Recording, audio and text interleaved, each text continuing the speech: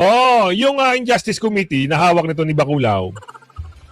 Alam naman natin na yan ay propaganda nila na para mapatalsik si VP Sara. Video na yun. Ngayon, siyempre, alam mo naman itong mga nanggigipit, gumawa ng sarili nilang script. Ngayon, nakakuha sila ng video, at yung video na yun, akala mo naman kung sila ang iintindi, ay panalo na sila. Marami hong magagaling na nakakaintindi. Na yung video na yun, na sinabi ni VP Sara, ay hindi ho yung threat. Yun ay isang kung meron, kung sakali. Ang ayaw nila kasi intindihin mabuti. 5 state parties ng Rome Statute sa isinagawang special session nitong July 24, 2026 sa United Nations Headquarters sa New York. Ito ay kaugnay ng mga alegasyon ng sexual misconduct laban kay Can na mariin niyang itinanggi at iginiit ng kanyang mga abogado na hindi patas at walang sapat na basehan ang naging proseso ng pagdinig sa kanyang kaso. Dahil sa kanyang Bakit? Patas ba kayo? Kay Tatay Digong? Puro kayo reklamo Ganyan din ang ginawa niyo sa presidente namin. Okay, magreklamo kayo, hindi patas. Umiyak na lang kayo, tanggal ka sa pwesto. Sinusunod ang rule of law. And yet, nasa kulungan si Pastor, ang kaso hindi mo maintindihan. Ano ba yan? Tapos na ba o hindi? Nasaan ang witnesses? Bakit nawala na ng saysay ang gobyerno? Yes. Magandang hapon muli sa ating mga kasama. Nandito na naman tayo sa Kuya Goods nagbabalik. At syempre kung hindi ka pa nakasubscribe, mag-subscribe ka na at hit mo na rin yung bell para lagi kang updated sa ating mga video. Nako po, talagang usapang ICC. Talagang pwede hong mapauwi si Tatay Digong kung itong ICC ay ma-dissolve na. Ibig sabihin, kung ano ho yung ginagawa ni Donald Trump, President Trump, ngayon dito sa usapin sa ICC, si President Duterte naman ay pwede na hong umuwi. At katunayan, dahil mainit ang usapin ng ICC, kasi kayo, pinakailaman nyo kasi si Tatay Digong namin Kaya nagawindang-windang tuloy kayo. Si Karim Khan, sibak na ho sa ICC. Yan ho ang nagbabagang balita ngayon. Ano pa saysay ng ICC ngayon? Kung sisibakin lang naman. Diba? Ngayon, ito na. Lalabas ang katotohanan dito. In just 3 weeks siguro, hinihiling natin na ma-dissolve na nga itong tuluyang itong ICC na to at makauwi na. At asam at sabik na ho ang mga Pilipino na mapauwi at manumbalik sa bansang Pilipinas itong si Tatay Digong. Ngayon, alamin natin yung mga issue bago tayo sumalang dyan, bago tayo rumekta. Andiyan po yung join button, pumindot ka na sa dulo ng ating video. Yung shoutout segment natin. Ngayon, napakasanangaling nitong nirehistro. Agoy. Sino ang nagsabi niyan? Di si Atty. San Panielo. Oo. Napakasinungaling. Ni Bacolao. Panelo kay Rep Bacolao. Kilala niyo ba si Rep Bacolao? Kilala niyo? Mamaya papasada natin yan. Ito pa. Yun. Medyo nagkakaroon ng error Okay na. Clear na. Yan. Ito sa mahalagang mga bagay ang dapat nyo malaman. Excited na rin kasi ako hindi lang sa issue ng bansang Pilipinas, kundi itong pagbuwag ni President Trump dito sa ICC. Marami ho kasi itong, alam mo yung ICC na yan, parang isang ano lang yan parang ako masasabi ko lang para sa akin. Kayo bahala kayo kung paniniwalaan nyo ko. Isang ahensya yan na parang kumulumbat lang ng kaperahan. Mantakin nyo, isipin nyo meron na balita na yan ay binibigyan ng $2 million bago arestuin si Tatay Digong. Di paldo? Pera. Di ba? Halatang halata Ngayon, kung tuluyan na ho bubuwagin ito at si Karim Khan ay sibak na, sabi Karim Khan, opisyal nang tinanggal bilang ICC Chief Prosecutor. Naku. Karma yan, boy! Karma sa iyo. Kung pwede lang talaga magmura at murahin kayo, 1,000 times kung gagawin sa inyo. Dahil pinahirapan nyo, mahal namin presidente, mga... Pasok na natin yan. Mahalagang walang prueba. Wala talaga silang prueba na yung mga inakusa kay Tatay Digong ay katotohanan. Walang katotohanan yun. Gawa-gawang kwento lang yun. Isang pinagtagpitagping kwento, istorya, pinagsama-sama at nagtulong-tulong yung mga dorobo sa Pilipinas. At siyempre, yung panggulo, daw di umano, nakakagigil ka. Isa kang Judas. Tinulungan na kayo, makabalik sa pwesto, tinulungan na kayo, mapakulong ang tatay niya, mapalibing ang tatay niyo. ganyan pa ang gagawin nyo kay Tatay Digong at sa mga Duterte, mga Judas talaga, sabi ni Aling Marie. Oh, mahahalatang walang preba eh. Diba? Peke, ang ICC warrant na hawak ni Trilling, ito ka na, yari ka ngayon. Pag tuluyang humabuwag itong ICC, kakahiya kayo. Okay, pasok natin para magkaalaman na. Oo, sana ma-dissolve na ito, mapabilis. Ha? Kung hindi expedite, i-rush. Pwede ba yun? Pasok. Former President Rodrigo Duterte could potentially return to the Philippines if the International Criminal Court, or ICC, is eventually dissolved. That is the view of a geopolitical analyst following U.S. President Donald Trump's firm stance against the International Tribunal, which he claims is a threat to state sovereignty. This report.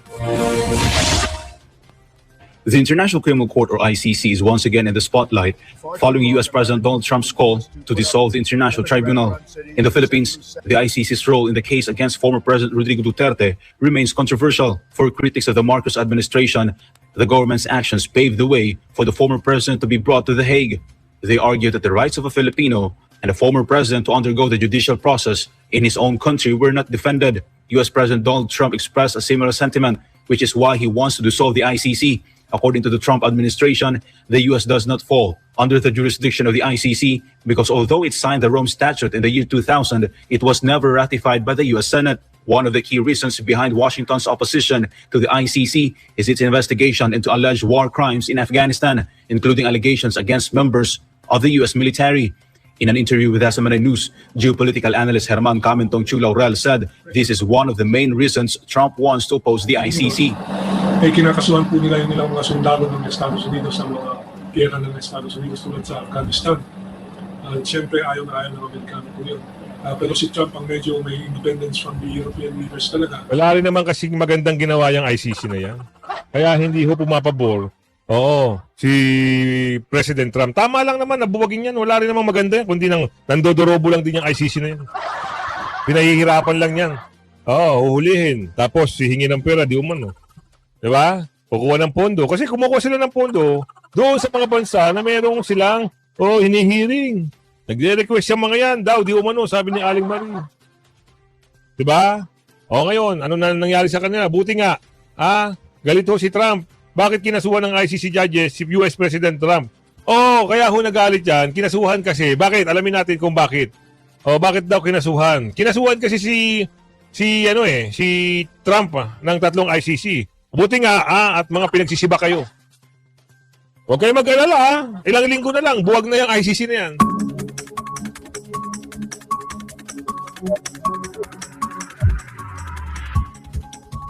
Yan sabi dito, laban kay US, basahin na lang natin nag-file ng lawsuit ang tatlong judge ng International Criminal Court, laban kay US President Donald Trump at sa kanyang administrasyon. Bakit?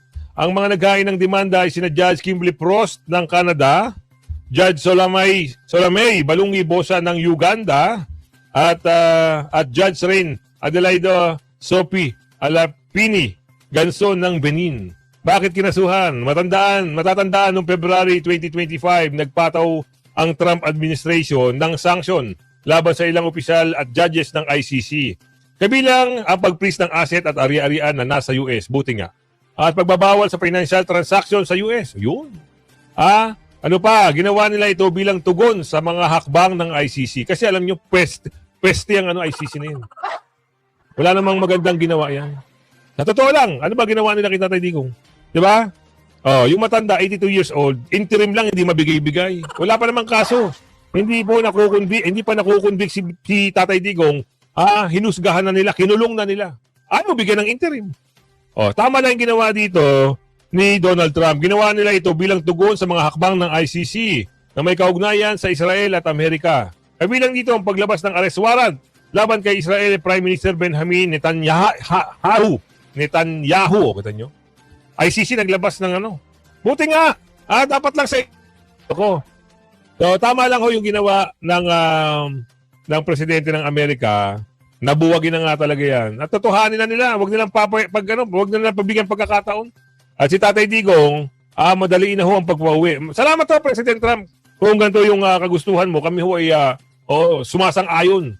Ang milyong-milyong Pilipino ay sumasang-ayon sa iyong kagustuhan, nabuwagin na. At doon naman na sinabi, na kung si Tatay Digong ay pwedeng mapabalik sa Pilipinas kapag ang ICC ay nawasak na. Very good. Tama yan, tama. Yan ang inaasahan namin. Mawasak yung ICC na yan. Ngayon pula tayo dito sa pangalawang topic natin. Si Atty. Salpanielo, nanonood sa trial. Napuna niya itong kasinungalingan ni Baculao. Anong mga nakaraang mga buwan, ang yabang-yabang ni Baculao na yung trial daw nila, pinagmalaki pa, di ba? Kita nyo naman sa video na mga lumalabas na pinagmamalaki ni Baculao na mini-trial yung ginagawa nila kay BP Sara. Nung hindi sila maka-eksena at hindi sila makapalag dito sa isang abogado ng depensa na siya nawawala tayo pasensya na. Hindi raw mini-trial at wala raw mini-trial sa ginagawa nila. Hindi ba mini-trial yung pagpapasuspena nyo ng AMLA, pagsususpena nyo ng BIR back, pagsususpena nyo ng mga bank account ni BP Sara at paglalabas nyo ng mga peking testigo kahit nasa bilangguan. Hindi pa mini-trial yan? Yung Injustice Committee na hawak nito ni Baculao. Alam naman natin na yan ay propaganda nila na para mapatalsik si BP Sara. Kaya hindi ho umabante dahil wasa na 16 na boto. Kaya nga pati pagkain, sinisilip na lang ng mga to. Diba? Alamin natin dito, Atty. Salpanielo. Sinungalingan yun. Sa kanya nang galing yun eh. Si Luis Tro ang una nagsabi, we will conduct a mini trial. Napakasinungaling talaga yung mga palibasa kasi eh. Dahil may personal knowledge ang isang senator judge sa issue ng pagkakasapak ng dating mayor at ngayon Vice President Sara Duterte bilang ebidensya. Ito nga nangyari noong 2011 at ginamit na nga na insidente bilang ebidensya laban sa bise sa nagpapatuloy na impeachment trial. Do you have any comment po sa pahayag ni Senator Bongo? Ilang din ikinento yung pinikwento ni Bongo. Senator Bongo. Tama yung sinasabi. Ang punto niya kay Matibag, witness. Kasi ginawa mo prueba yung sa sinasabi ninyong may pattern of violence na may karakter itong maging marahas. Ang pinupunto ni Senator Bongo, hindi mo nyo pa pwede ulitin yan. Kasi yung opinion, dapat sinuli nyo muna kung bakit naging ganun ang aksyon ni Mayor Rizal. Ano ba sitwasyon nun? Ang sitwasyon nun, nagkaroon ng plus flood. Maraming namatay.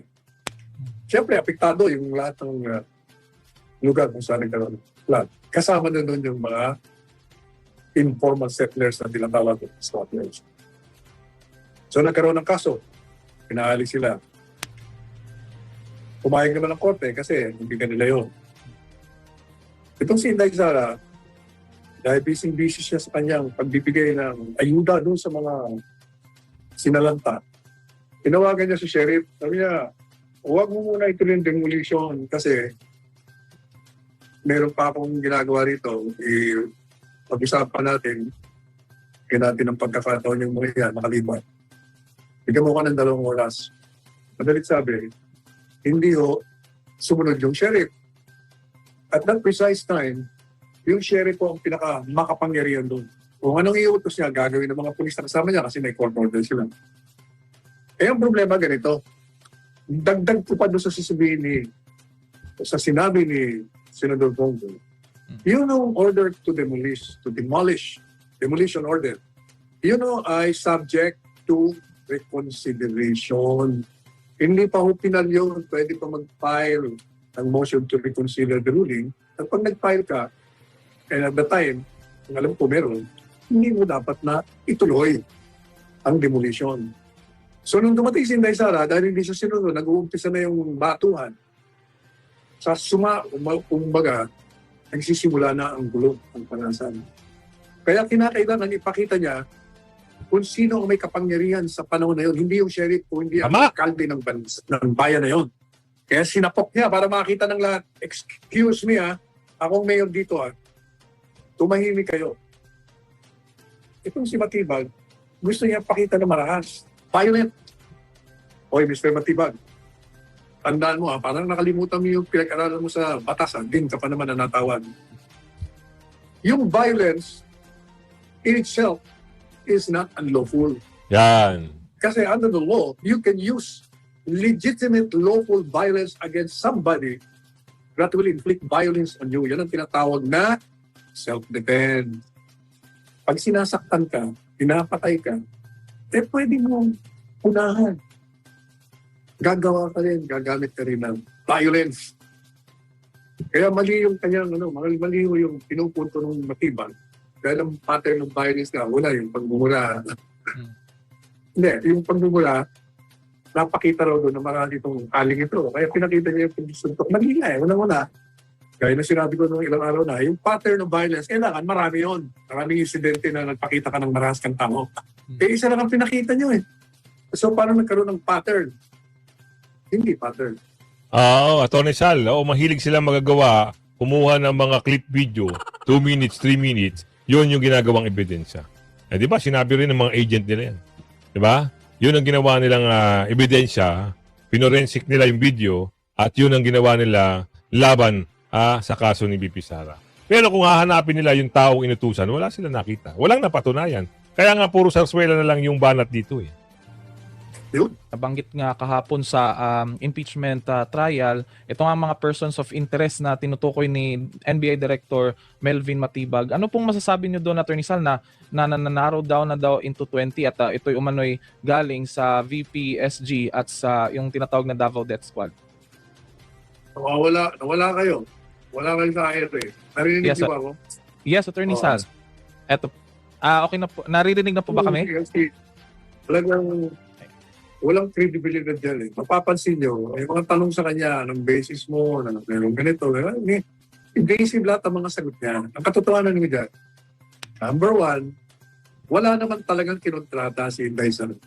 Di ba? Yun ay kwento niya lang yun. Parang panakot niya doon sa mga gustong pumatay sa kanya para umatras sila. Kaya na sinabi ko sa inyo, yung mga pahayag niya, maliban sa nagsusumbong siya sa bayan, na merong mga gustong pumatay sa kanya. At ini-identify niya na kung sino mga pinag-iinala niya. Hinihingi siya ng saklolo. Yun, tama yun. Na kung mangyari... Tama yung sinasabi niya, Tony Sal Panielo. Ibig sabihin, wala kang nasasandalan si BP Sara, bukod tangi siya lang, wala siyang ibang kakampi, yung simpansya ng taong bayan ang hinihingi niya doon sa video na yun. Ngayon, siyempre, alam mo naman itong mga nanggigipit, gumawa ng sarili nilang script. Ngayon, nakakuha sila ng video, at yung video na yun, akala mo naman kung sila ang iintindi, ay panalo na sila. Marami hong magagaling na nakakaintindi. Na yung video na yon na sinabi ni BP Sara ay hindi ho yung threat. Yun ay isang kung meron, kung sakali. Ang ayaw nila kasi intindihin mabuti. Basta gusto nila. Oo, pero hindi nila alam kung ano yung meaning na binitawang salita ni BP Sara. Ngayon, lipat tayo ha. Alam naman natin na lahat ng mga nangyari. Napansin nyo ba na kung kailan sisibakin na ho yung itong ICC, sakali naman lumalabas na peke ang mga dokumento na peke ang ICC warrant na hawak ni Trilling. Ano yung ibig sabihin nito? Sino at kanino pinatutungkulan dito? Ito nagsimula, ang pagkakalam natin dito, ito kay Senator Bato. Huwag ka na magtago, Senator Bato, dahil in just 2 weeks, yung ICC dissolved na yan. Si Donald Trump na ho ang magpapasibak. Alamin natin dito. So ang nakikita namin, through their own fault, ay yung mga copies lang sa media, yung mga ginaganyan niya, siniscreen capture namin, ini-enlarge namin. Why? Is that our fault? Hindi. Kasi nga hindi nyo kami binibigyan. At base po sa research ng team namin, iba po yung mga case number na nakasulat doon, laban dun sa original na warrant na nirelease na rin naman ng ICC. So, as for now, it seems to be a spurious document being brandished by the former senator. So linawin natin, iba yung numero? Iba. We can show you the pictures or you can do your own research. And again, I am very open to correction with this on this regard. With the disclaimer na kung nagkamali man ako, hindi namin kasalanan. Hindi nyo kami pinibigyan ng kopya eh. Dito nga sa video na to, makikita mo na parang ang bilis lang niyang finlash. Tapos, binalik niya na kagad eh. At saka usually, kapag ganyan, yung media, humihingi din ng copy yan eh. Pero ang media... Alam niyo, ito yung usapin na nagkaroon ng habulan sa Senado dahil aarestuhin si Senador Bato. Ito yung mga panahon na yun. Ito yung mama na to, bida-bida, si Trilling. Ngayon, lumalabas, peki pala lahat. At ngayon, yung ICC na... hahabol kay Senator Bato. Paano pa hahabol? Wala na. Tapos na ho ang kwento nyo dahil ito si Kamir Khan. Kamir ba? O Karim Khan ay sibak na ho sa kanyang pwesto. Anong masasabi nyo dito? Doon sa mga yung mga nasa dahig. Yung babaeng abogada na hiwalay ang ngipin na laging nasa dahig. Paano ngayon niya? Saan kayo magrereklamo? Mismong si President Trump na ho ang magpapabuwag. Iniisa-isa na ho dahil si Karim Khan, sibak na ho. Opisyal nang tinanggal sa pwesto si International Criminal Court o ICC Prosecutor Karim Khan matapos bumoto pabor sa kanyang pagpapatalsik ang 82 sa 125 state parties ng Rome Statute sa isinagawang special session nitong July 24, 2026 sa United Nations Headquarters sa New York. Ito ay kaugnay ng mga alegasyon ng sexual misconduct laban kay Khan na mariin niyang itinanggi at iginiit ng kanyang mga abogado na hindi patas at walang sapat na basehan ang naging proseso ng pagdinig sa kanyang kaso. Dahil sa kanyang Bakit? Patas ba kayo? Kay Tatay Digong? Puro kayo reklamo Ganyan din ang ginawa niyo sa presidente namin. Okay, magreklamo kayo, hindi patas. Umiyak na lang kayo, tanggal ka sa pwesto. Ganun lang ho yun, kahit anong gawin mo, hindi ka na mababalik sa pwesto mo. Kamir Khan, hintay ka lang mga ilang linggo, lahat yung mga kasama mo sibak na rin. Tanggal, sisimulan na ng ICC ang proseso ng pagpili ng bagong prosecutor. Samantala, patuloy na pamumunuan ni na Deputy Prosecutors na Sat Shamin Khan at Mami Mandaye of Nyang ang Office of the Prosecutor na kanilang pinangangasiwaan mula nang mag-leave of absence si Karim Khan noong May 2025. Nilinaw din ng korte na mananatiling epektibo ang lahat ng umiiral na ICC arrest warrants dahil ang mga hukom lamang ang may kapangyarihang magbasura o bumawi sa mga linawin nyo pa yan, sabi ni Donald Trump, sisibakin kayo. Kahit magpakalat pa kayo na valid pa yung mga warrant of arrest na umiiral, sisibakin na kayo lahat dyan. Ibalik nyo sa Pilipinas si Tatay Digong tapos ang kwento. Diba? Wala kayong magagawa pag siniba kayo ni Donald Trump, iiyak talaga kayo. Diba? Ganun lang yun, simplihan lang natin. Lahat kayo, perwisyo kayo. Pinerwisyo nyo ang bansang Pilipinas, pinerwisyo nyo si Tatay Digong, ayaw bigyan ng interim, kinulong nyo. 1 taon na mahigit, isa muna lang. Isa lang. Isang malutong lang. Pusang gala kayo! Yun! Pusang gala! Ito maganda pag-usapan ito. Attorney Prof. Nikia, mahalatang walang pruweba. Diba? Ito yung kaugnay doon sa nangyaring trial na ang kanilang witness ay si Tibag-Tibag na wala namang personal knowledge. Dito na tayo sa impeachment trial na nabanggit nyo na po. Ang pinakahuling testigo nila na ginamit ay ang mismong pinuno ng NBI. Tingin nyo po ba parang risk din ito sa kanila? Kasi siya ang nagdadala sa imahe ng NBI. Now ngayon, nabubulgar, paano sila mag-imbestiga na maraming mga nakapuna doon sa paano sila mag-imbestiga, paano sila maghain ng reklamo hanggang sa umusad, hanggang sa papunta doon sa kaso talaga. At maraming mga gakusan na selective yung kanilang pagpili, yung mga pag-decide na ito'y mali, ito'y hindi mali, ito yung ko kasi seryoso yung pagkaka-deliver, yung itong hindi ito pasok sa amin, yung mga ganun po, ma'am. Tapos 3 pang mula taga-NBI ang nagtestigo. Walang yung mismong involved, kahit nga yung sinasabing binantaan, wala ding affidavit, hindi rin humarap. Puro taga-NBI na nag-imbestiga na hindi talaga yung first hand na may mga information po. Ano po ang nakikita nyo po dito, Prof?